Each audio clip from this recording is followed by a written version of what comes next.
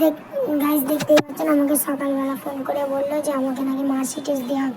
তো আমার ঘরের সামনে সবসময় গাইজ এই টাটা সুমোটা দাঁড়িয়ে থাকে। তো আমি আমার সিকিউরিটিকে এখন ফোন করে বলবো আমাকে একটা স্কুটি দিতে।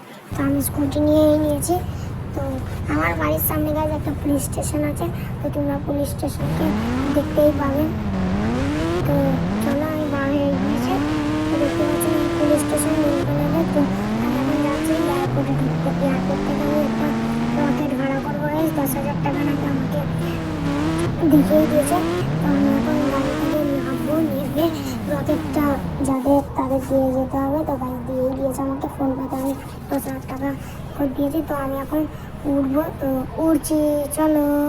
তো এখন উড়া হয়ে গেছে। তো আমি এখন গাইজ জাম্প করবো। তো চলো, জাম্প করা হয়ে গিয়েছে। তো আমি এখানে তো গাইজ এখানে কার একটা গাড়ি পুড়ছে। তো গাইজ দেখতেই পাচ্ছেন। তো গাড়িটা দেখবেন। আর এখানে গাইজ মার্সিডিজ করে আমাকে কি ঠকিয়ে দিয়েছে গাইজ, আমাকে তো ঠকিয়ে দিয়েছে, আমি বুঝতে পারছি না। তো গাইজ এই তো মার্সিডিজ গাইজ, ওরা এক্ষুনি দিয়ে গেল গাইজ মার্সিডিজটা।